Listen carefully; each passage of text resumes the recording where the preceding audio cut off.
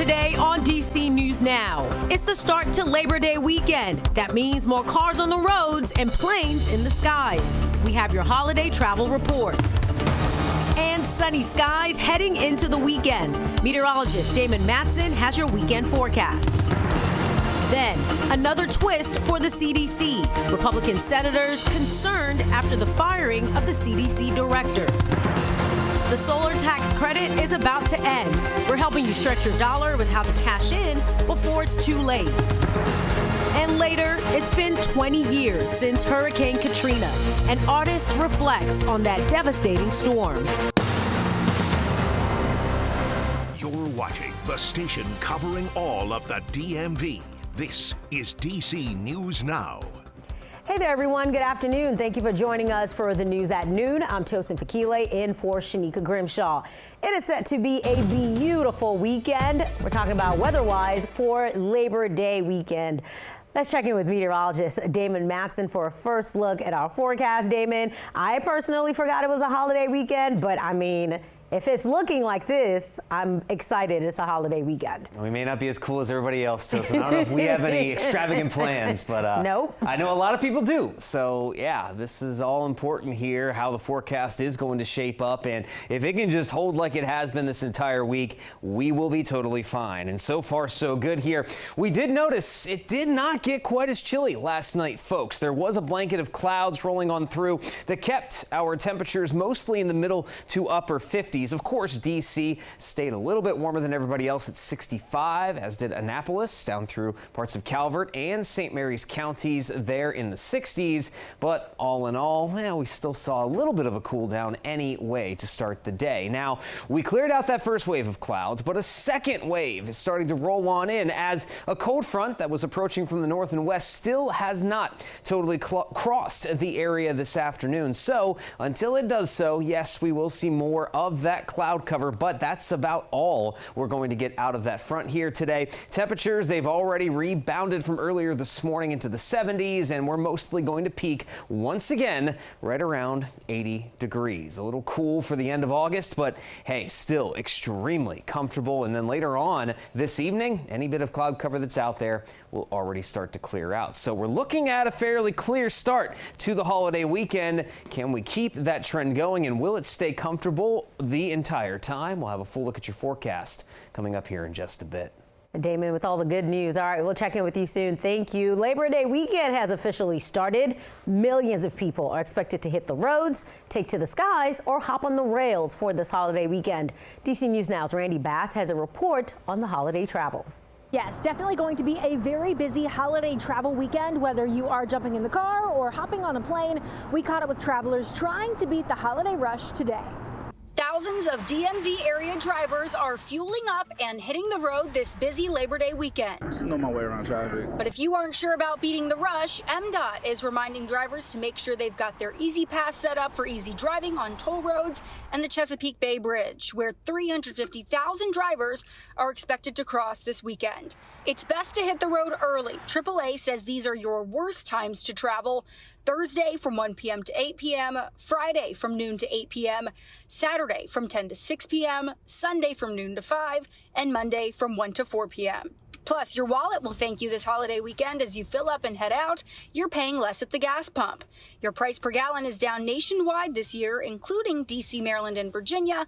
That's where you'll find the cheapest gas, right around the $3 mark. I'm getting close to like $3 for regular. Sometimes $2.90 maybe. Really? Yeah, and in certain spots you get lucky like $2.80, $2.75. If you're gearing up for takeoff along with 17 million other people, Friday is expected to be the busiest day at the airport. My flight was supposed to leave at 9 o'clock basically. And so I sat from 7:15 till 12:15 waiting for a plane that was finally canceled. Travelers we talked to at DCA Thursday ran into some trouble. It's going to end okay. I'll be spending the night in Palm Springs, not a problem. And Adam and I, we've had some discomfort, but everyone has been so nice, honest to God. And if you are trying to make a last-minute getaway this Labor Day weekend, AAA says rental cars, hotels, and even flights are all cheaper this year than last year. In Arlington, I'm Randy Bass, DC News Now. And police and travel officials are reminding everyone to be safe this weekend. Maryland State Police increasing patrols on the roads to reduce dangerous driving, including identifying impaired drivers. In Virginia, State Police is putting more troopers on the roads this holiday weekend. And more than a third of deadly crashes over Labor Day weekend involve drunk driving. This is according to a report this month from National Highway Traffic Safety Administration. In 2023, there were 511 deaths nationwide. 36% of those crashes involved impaired drivers. Since 2019, 39% of deadly crashes over Labor Day weekend involve impaired drivers. Developing now in D.C., ATF Washington says they intervened and stopped what they say could have led to a school shooting. ATF and Metro Transit Police say they found an alarming social media post on a potential threat to a D.C. public school. On Wednesday, they carried out a search warrant and recovered these weapons right here on your screen, multiple firearms and ammunition. A juvenile was arrested. We reached out to D.C. Public Schools for a statement. They said they, quote, not currently tracking any D.C. Public School students that have been apprehended. This investigation is ongoing.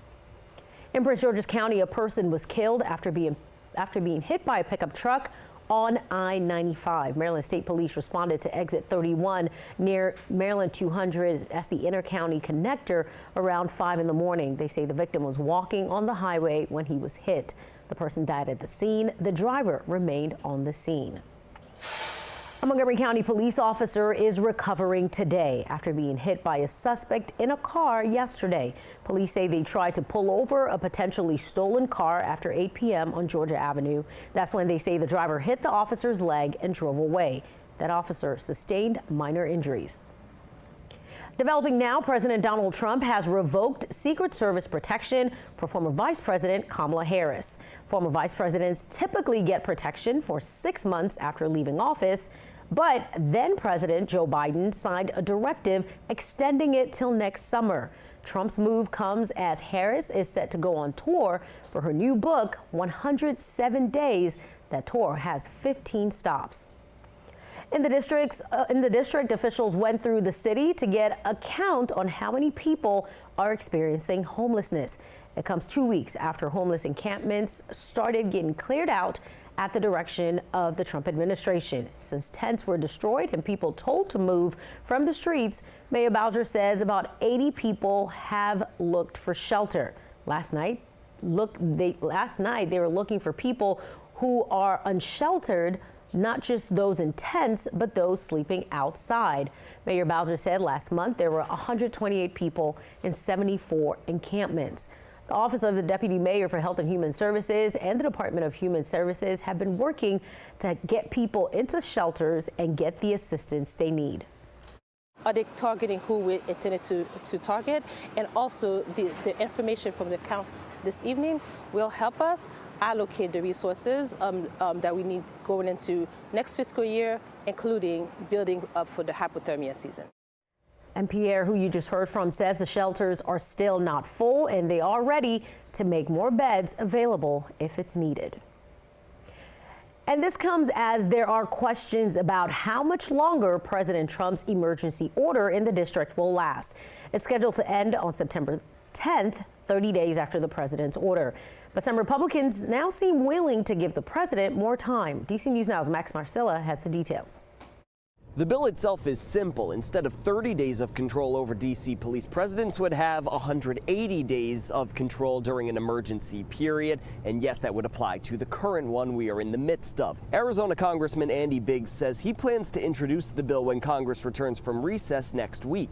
He says the 30-day period is an artificial time limit, and this would give the president the, quote, necessary time and authority to quell the chaos in the district. We know that crime was down before the emergency order, but it has decreased even more since the surge in federal agents. But there has been criticism from district residents and leaders, including Councilmember Brienne Nadeau, who joined Sunrise on the Hill live this morning and said an extension would be problematic. We have armed military on our streets right now. I want everyone in America to understand what this means. We have a military occupation in our nation's capital, and the president is simply doing a dress rehearsal here. He has already said that he is coming to other cities with these tactics.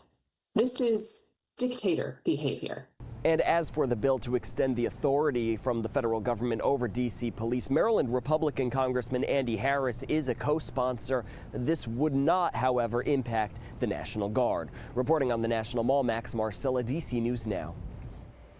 Max, thank you. Meanwhile, the White House calling the president's crime crackdown in the district a success, thanking Mayor Muriel Bowser for her cooperation. According to White House Press Secretary Caroline Leavitt, total crime is down 19% since Trump's intervention, and violent crime 30% drop. They say the surge of federal officers and the National Guard can be a playbook for fighting crime in other cities. And this can be replicated in other crime-ridden cities across the nation. As President Trump has said, all of these elected officials in charge have to do is pick up the phone and ask for the president and the federal government's help. Right now, the president setting his sights on Chicago. The president threatening to move into that city next. The mayor there says there's a plan in place if the National Guard is deployed. He didn't elaborate what that plan is.